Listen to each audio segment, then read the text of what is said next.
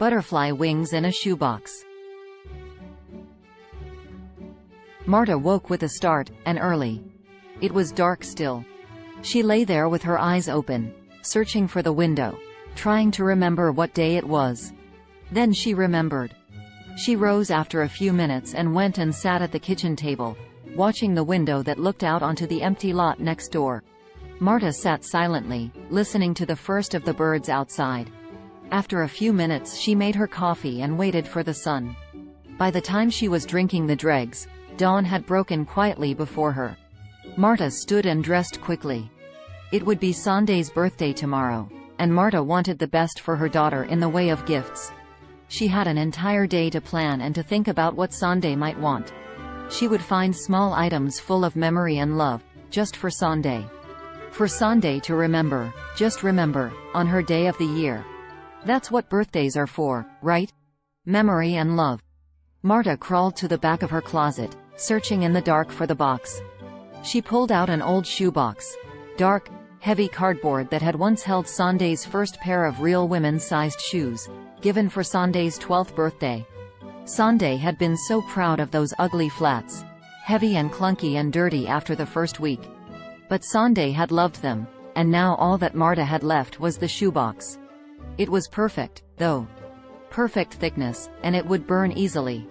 She went outside barefoot and immediately regretted it. Last night it had rained. Shoebox in hand, Marta went determinedly through the mud toward Sanday's butterfly bush. Sanday had planted this years ago, and there were still a few loyal butterflies that lived near the area and would light upon the bush. Marta caught a large yellow butterfly with the shoebox.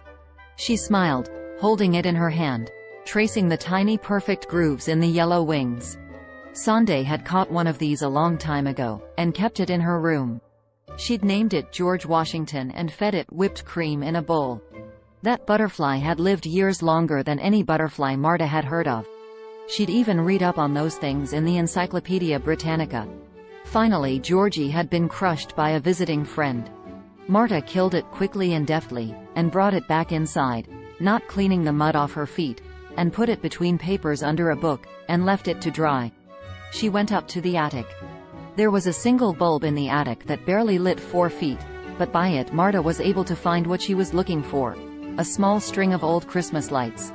With only about 10 tiny bulbs that were broken anyway, it was useless, but Marta remembered that Sanday had hung hundreds of these in her room, around the corners in the ceiling, around her mirror, laced through her bed frame.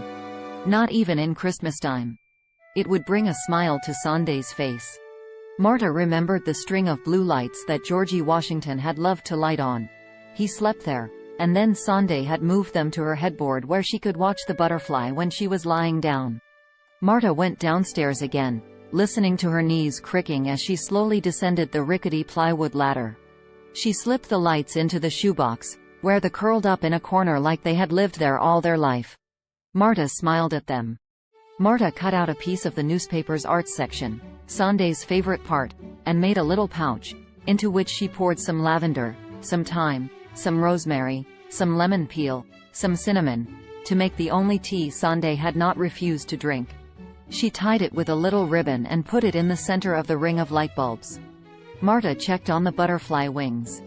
They were still damp. She added a rose to the shoebox, and the small pearl ring that Sanday had always begged to be allowed to wear, all her childhood, from the chain around her neck. Marta had never let her, even though the ring was too small for her own fingers.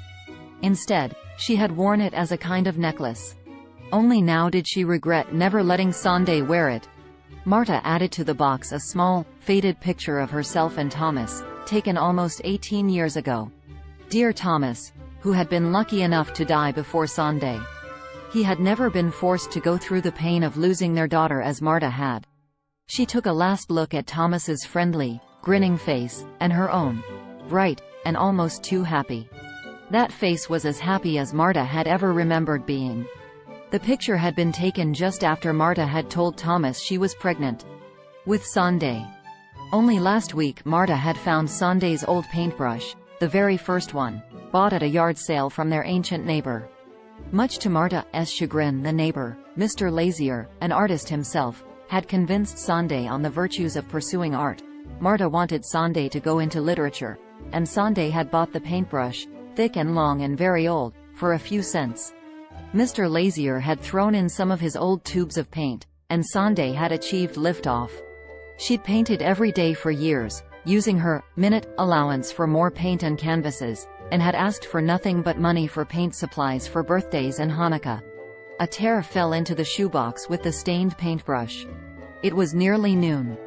The butterfly was almost ready now, and Marta took it to her bathroom to gently blow dry it. She had no time to dip it in firming solution, and so she just pinned the wings into the shoebox in between wax papers. In went a piece of Sunday's old marbled paper stationery. In went a picture of Sunday and her best friend, Mary. In went Sunday's penny whistle, confiscated from her when she was a toddler after she blew on it constantly for days on end. It was mid-afternoon now, and Marta realized that her stomach was not happy with her. She made herself some soup and sat out in the garden, listening to the cicadas sing and the children across the street yell and laugh. Marta went inside after she took off her sweater in the summer heat. She turned on a disc of handle, and swept her muddy footprints from the floor. She made herself tea and wrote a letter to her goddaughter Femke, telling her about Sunday and how Marta was planning to celebrate Sunday's would-have-been 17th birthday. Marta did not stay up late. She fell asleep curled up on the couch, just as the sun disappeared, lulled to sleep by the 30th replay of Handel's Firework. When she woke up she was stiff. Marta did not even move to eat breakfast or read the paper. She took the battered shoebox from the coffee table where it had sat all night, just in reach, and took it outside to the garden. On the way she threw out the wilted rose from yesterday and picked another. Marta lit a fire in the old fire pit, visited by the ghosts of old cookouts and s'mores, and Sunday insisting on sleeping by the fire all night, all by herself, and eating a banana cooked in the embers for breakfast in the morning. It used to be a staple tradition the night after school let out. Gently, ever so gently, Marta set the shoebox on the softly crackling fire, and watched Sunday and the memories of Sunday shrivel and blacken and burn and disappear and fall. The crisped outline of the picture of Marta and Thomas was caught by a drift and flung into the air. Marta watched it fall to the side and melt. Her eyes barely able to see the fire for the tears, Marta whispered, "Happy birthday, dearest Sunday. I love you." Thanks for watching.